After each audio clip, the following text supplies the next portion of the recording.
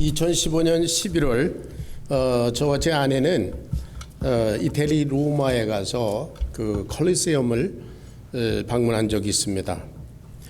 2000년 전에 지은 건물인데도 그 규모하고 그 정교함과 그런 것을 보고 로마 사람들의 그 솜씨에 놀란 적이 있습니다. 그러면서 저는 거기에서 사자들에게 뜯어먹히면서 죽었다는, 순교했다는 그 초대교회 그리스도인들을 머리에 떠올렸습니다. 그들은 그리스도인이라는 이유로, 그리스도인이기 때문에 그렇게 정말 비참하게 죽음을 맞이했던 것입니다. 그리고 동시에 만약에 내가 그 자리에 있었다면, 그 시대에 있었다면 나는 거기 수많은 구경꾼들 중에 서 있을 것인가, 아니면 사자에게 뜯어먹히면서 그리스도인으로서의 정체성을 지키는 무리 가운데 있었을까, 그런 생각을 하면서 저는 엄숙한 마음으로 거기에서 기도할 수밖에 없었습니다. 오늘 이 다니엘의 사자굴의 얘기는 여러분들 많이 아는 내용입니다. 주일학교에서도 여러분 많이 들었고요. 그런데 이 이야기를 듣는 대부분의 사람들은 이것을 마치 백설공주와 일곱 난장이 뭐 그런 동화같이 그 재현한 얘기라고 생각하기 쉽습니다. 그러나 이것은 구약에 기록된 역사적인 기록인 줄로 믿습니다. 네, 이스라엘 사람들은 자기들의 역사, 성경을 아주 엄격하게 기록해 오는 그런 전통이 있는 사람들입니다. 이것은 역사적인 기록입니다. 또한 어떤 분들은 이 얘기를 들으면서 이거는 오늘 우리 이 시대의 얘기가 아니다, 그건 옛날 얘기다, 이렇게 무시하는 경향이 있습니다. 사자굴의 이야기는 오늘 저와 여러분에게 주시는 메시지인 줄로 믿습니다. 베드로전서 5장 8절로 9절을 같이 읽어보겠습니다. 다 같이 시작. 근신하라, 깨어라. 너희 대적 마귀가 우는 사자같이 두루 다니며 삼킬 자를 찾나니 그를 대적하라. 이는 세상에 있는 너희 형제들도 동일한 고난을 당하는 줄을 알미라.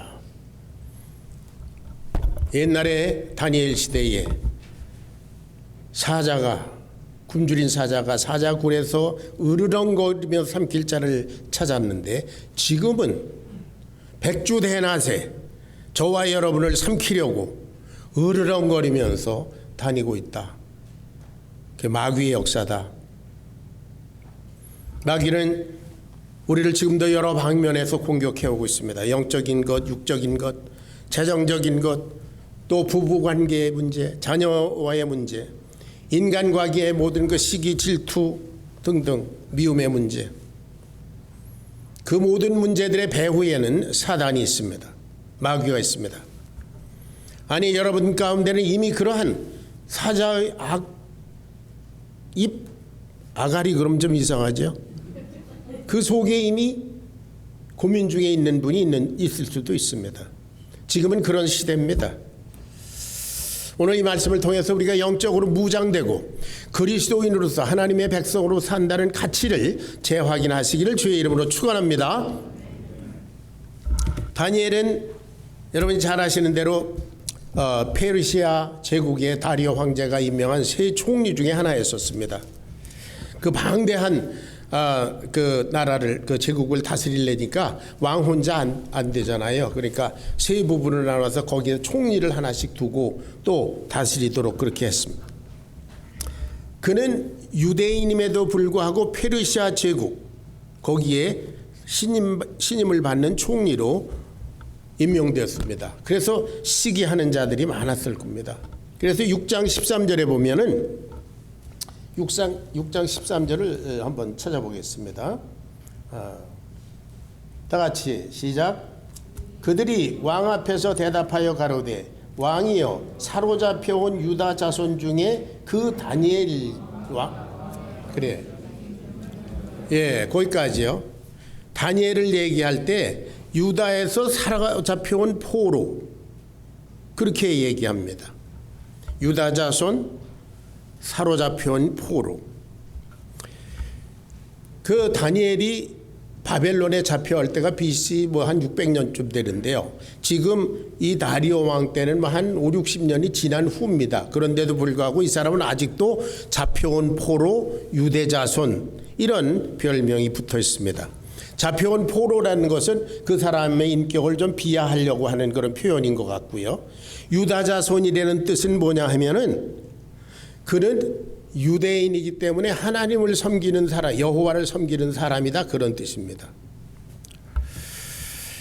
다니엘을 고소하려고 모함하려고 하는 사람들이 여러 가지로 시도했습니다.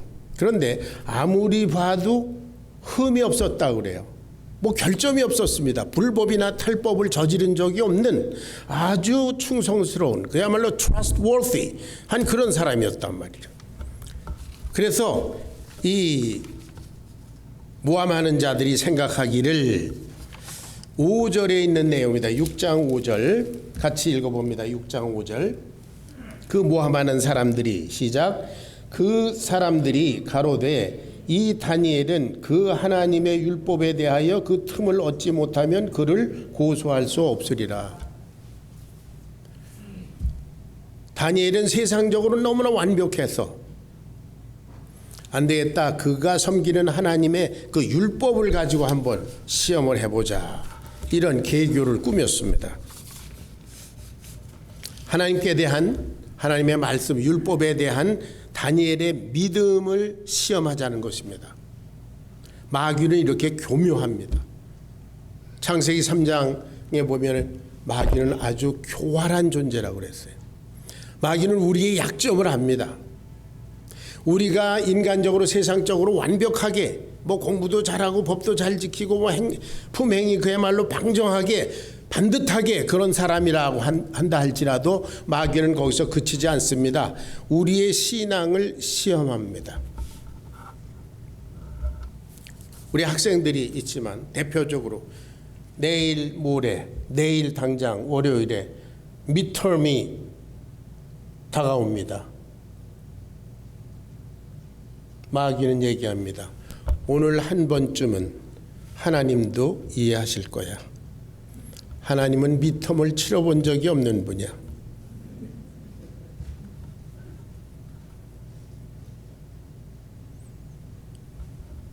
만약에 저와 여러분이 순교해야 될 현장에 있었다면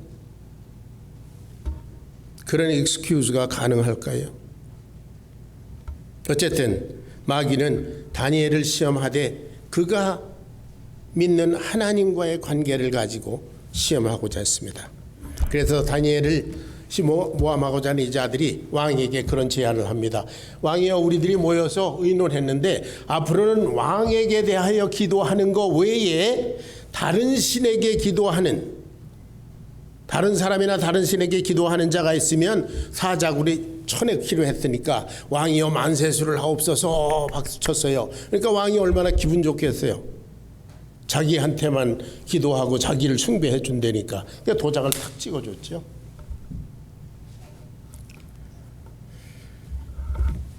이 사람들은 다니엘이 매일 예루살렘 쪽으로 난 창을 열고 거기서 무릎 꿇고 하루에 3번씩 매일 기도하는 것을 알기 때문에 그것을 빌미로 이 사람을 시험하려고 합니다. 그것이 함정입니다. 다니엘은 물론 이 모든 계교를 다 알고 있었을 겁니다. 그 사람이 총리 중에 하나인데요. 수군수군 할 때 다 알지요. 다니엘에게는 지금 두 가지 선택이 있습니다. 전에 하던 대로 하나님께 기도하다가 죽느냐, 사자굴로 가느냐, 아니면 기도하지 않고 살아남느냐. 다시 말하면 하나님의 백성으로서 당당하게 죽느냐, 아니면 하나님을 배신한 인간으로서 비겁하게 사느냐, 둘 중에 하나예요. 이것은 다니엘만의 얘기가 아닙니다. 이 사회를 살아가는 저와 여러분의 얘기인 줄로 믿습니다. 남의 얘기가 아닙니다. 이 아까운 시간에 이게 남의 얘기라면, 다니엘의 얘기고 구약성경 옛날 얘기라면 내가 뭐하러 여러분에게 이 얘기를 하겠습니까? 저와 여러분의 얘기입니다. 또한 다니엘은 골방에 숨어서 기도할 수도 있습니다. 내놓고 뭐 기도하면은 함정에 빠진 거니까 이제 하나님도 이해하시겠지. 그리고 골방에 들어가서 이불을 뒤집어 쓰고 혼자 기도할 수도 있습니다. 그러면 사람들이 제가 기도를 안 하는구나, 그렇게 알 거 아니에요. 그러면 어떻게 됩니까? 목숨을 위해서 저 녀석이 자기의 정체성을 포기했구나. 그러면서 다니엘만 정죄하는 게 아니라 다니엘이 믿는 하나님, 그 하나님까지도 무시합니다. 그 하나님은 살아있는 하나님이 아니라 가짜 하나님이다 라고 폄훼했을 겁니다. 이것이 다니엘의 딜레마였습니다. 저와 여러분의 딜레마입니다. 그때 다니엘이 어떻게 했습니까? 10절 같이 읽습니다. 다 같이 시작. 다니엘이 이 조서에 어인이 찍힌 것을 알고도 자기 집에 돌아가서 그 방에 예루살렘으로 향하여 열린 창에서 전에 행하던 대로 하루 3번 무릎을 꿇고 기도하며 그 하나님께 감사하였더라. 다니엘은 무엇을 선택했습니까? 사자굴로 가는 길을 선택했습니다. 여러분, 성경에 다니엘이 사자굴에 던져졌다, 그렇게 기록됐죠. 사실 사람에 의해서 던져졌습니다. 그러나 그 전에 그가 스스로 걸어간 줄로 믿습니다. 이건 그의 선택입니다. 그는 글로 가지 않을 수도 있었습니다. 믿음을 포기하고 여호와 하나님의 영광을 가리우면서 그래도 자기 목숨은 살 수 있었습니다. 그러나 그렇게 하지 아니하고 뻔히 사자굴로 던져질 것을 알면서 그쪽을 선택했습니다. 그는 사자굴로 걸어 들어간 사람입니다. 그런데 이 사람이 어떻게 이 죽음의 길을 조금도 주저하지 않고 이렇게 선택할 수 있었을까요? 그 시작은 다니엘서 1장 8절에 있습니다. 다니엘서 1장 8절. 다 같이 시작. 다니엘은 뜻을 정하여 왕의 음식과 그가 마시는 포도주로 자기를 더럽히지 아니하리라 하고 자기를 더럽히지 아니하도록 환관장에게 구하니. 예루살렘을 정복한 느부갓네살 대왕은 바벨론 왕이지요. 그 사람은 거기에서 정말 귀족과 왕족 가운데서 아주 미소년들, 장래가 촉망되는 그런 소년들을 선발했습니다. 그래서 바벨론으로 데려가서 그때 당시 바벨론 제국의 최고의 교육을 시켜서 앞으로 자기 앞에 관리로 쓰고자 하는 그런 계획을 가지고 있었습니다. 여기 소년이라는 거 보니까 10대 중반이에요. 서현이, 인해, 예린이 그런 정도의 나이, 동하, 유신 그런 나이예요.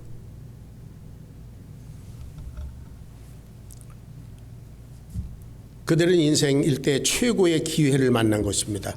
장래가 완전히 보장되는 엘리트 코스에 선발됐으니까요. 거기서 황제에게 잘 보이기만 하면 그저 출세 가도가 열려 있습니다. 그런데 왕이 그들에게 자기가 먹는 그런 진미, 좋은 음식과 자기가 마시는 포도주를 특별하게 그들에게 지정해서 주었습니다. 얘네들은 이것을 먹여서 잘 키워라, 잘 사육해라, 그런 뜻이죠. 다니엘은 1장 8절에 우리가 읽어본 대로 다니엘은 뜻을 정하여 왕의 진미와 포도주로 자기를 더럽히지 않으리라 작정하고, 마음만 그런 게 아니고 자기를 더럽히지 않기를 환관장에게 구했습니다. 행동에 옮겼습니다. 내가 살아계신 여호와 하나님의 백성으로서 귀신에게 드려졌던 바벨론 왕 느부갓네살의 귀신에게 그 신전에 드려졌던 이 음식을 내가 먹을 수 없다. 포로의 신분으로서 왕이 특별히 지정한 음식을 거절하는 것, 그리고 나는 물과 채소만 먹겠다. 이것은 작은 일인 것 같아도 목숨을 내놓는 도전입니다. 그런데 그때에도 다니엘은 그 친구들 하나냐, 미사엘, 아사랴와 함께 기도하면서 하나님의 백성으로서의 정체성을 지켰습니다. 자기를 맡은 관리들에게 가서 우리들 열흘 동안 시험해 보십시오. 물과 채소만 주어서 열흘 동안 시험해 보고 그 다음에 그 왕이 내리는 음식을 먹는 사람 소년들과 얼굴을 비교해서 선처해 주십시오. 이렇게 얘기했어요. 이렇게 정체성을 지키는 하나님의 백성들을 하나님이 축복하셔서 왕의 진미와 그 포도주로 배불리 먹고 그렇게 한 그런 소년들보다 채소와 물만 먹은 이 사람들을 하나님이 더 건강하게 하셨습니다. 할렐루야.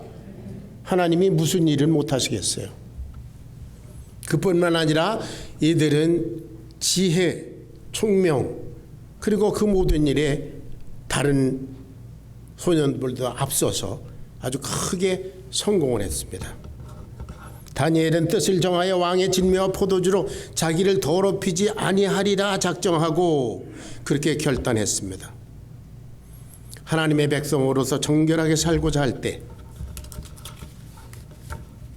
하나님께서 함께 하시고 도우십니다. 여러분, 세상에 나가서 하나님의 백성으로 살고자, 나는 하나님의 백성이다, 그런 거로 나는 이러이러한 것은 할 수 없고 난 이렇게 살아야 된다 라고 당당하게 말하는 사람을 세상 사람, 믿지 않는 사람들도 존경합니다. 내가 어떤 회사의 사장이라도 만약 믿지 않는 그런 사람이라 할지라도 어떤 믿는 사람이 나는 내 하나님을 위해서 이거는 당신의 말이지만 따를 수 없습니다 라고 자기 소신을 분명하게 말하는 사람이 있다면 난 그 사람을 존중할 것 같아요. 반면에 내가 볼 때 이 사람 뻔히 그리스도인인데도 야, 오늘 여러분들 다 나와서 주일에 일해야 합니다, 일이 바쁩니다, 그럴 때 그럼 물론이죠. 주일은 뭐 다음에도 오니까요. 그런 사람을 내 속으로는 자기 신앙을 못 지키는 사람은 나도 신뢰를 안 할 것 같아요. 여러분, 이것은 제가 생각한 것뿐만 아니라 우리 교회를 거쳐가는 많은 군인들, 그 위계 질서 속에서 상관의 명령에 너 술 마셔라 그러면 할 수 없이 마셔야 되는 그런 데서 어떤 장성은 술이 취해서 권총을 빼들고 야, 너 왜 술 안 먹어? 그럴 때도 뒤집어 펴놓고 저는 그리스도인이기 때문에 못 먹습니다. 안 먹습니다. 그런 사람은 그가 존경해서 이끌어주는 역사를 저는 알고 있습니다.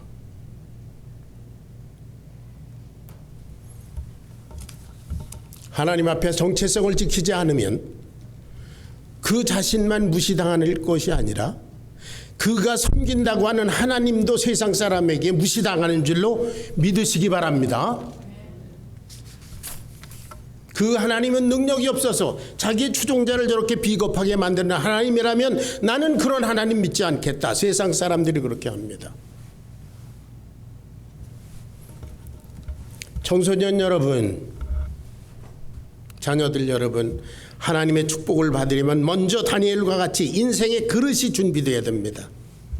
다니엘과 같이 하나님 앞에 진실한 그리스도인으로서 살겠다는 뜻을 정해야 합니다.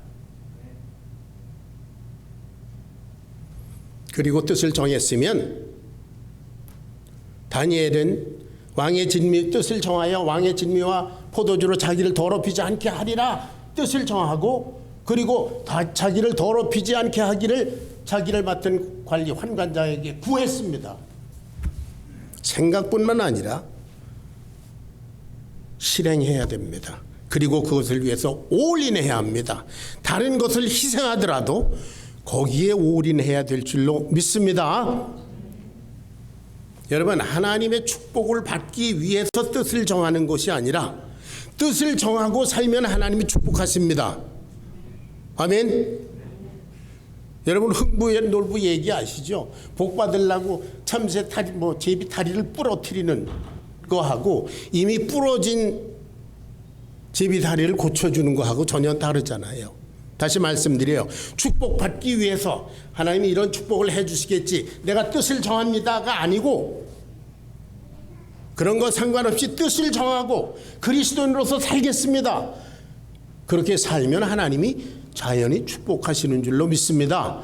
먼저 너희는 그의 나라와 그의 의를 구하라. 그리하면 이 모든 것들은 너에게 더해준다. 하나님의 약속이 있습니다. 부형 여러분들, 어떤 상황에도 하나님의 축복받기를, 자녀들이 하나님 축복받기를 원하신 줄로 압니다. 여러분 자신들이 먼저 뜻을 굳게 정하고, 그리고 여러분 내 자녀들이 그리스도인으로서 뜻을 정하도록 도와주시기 바랍니다. 너는 먼저 하나님께 충성하는 그리스도인이 되라 강력하게 권하시고 이를 위해서 기도하시기 바랍니다. 공부를 잘하고 어떤 특기가 있고 돈을 잘 벌고 좋은 대학 가고 좋은 직업 갖는 것보다 하나님 앞에 어떤 모습으로 서 있는가, 그것이 그 자녀의 인생을 좌우하는 것입니다. 나는 그리스도인이라, 나는 거룩한 하나님의 백성입니다. 여러분과 여러분의 자녀들이 세상에 나가서 그렇게 외치는 당당한 그리스도인이 되기를 주의 이름으로 축원합니다. 다니엘은 청소년 때에 하나님 앞에 뜻을 정하고 이렇게 그 뜻을 따라 산 결과 하나님께서 그를 지극히 높여서 제국을 다스리는 세 총리 중에 하나로 임명했는데, 지금 그 세 총리 중에서도 가장 우두머리로 세우려고 합니다. 이 6장의 얘기입니다. 그러다가 이제 죽게 됐습니다. 그래서 그는 사자굴로 가는 길을 선택했습니다. 지금이야말로 이방인들 가운데서 여호와 하나님을 가장 높여드릴 수 있는 최고의 기회라고 믿었을 겁니다. 그래서 사자굴로 가기를 작정했습니다. 이 얼마나 당당하고 눈부시도록 놀라운 일인가.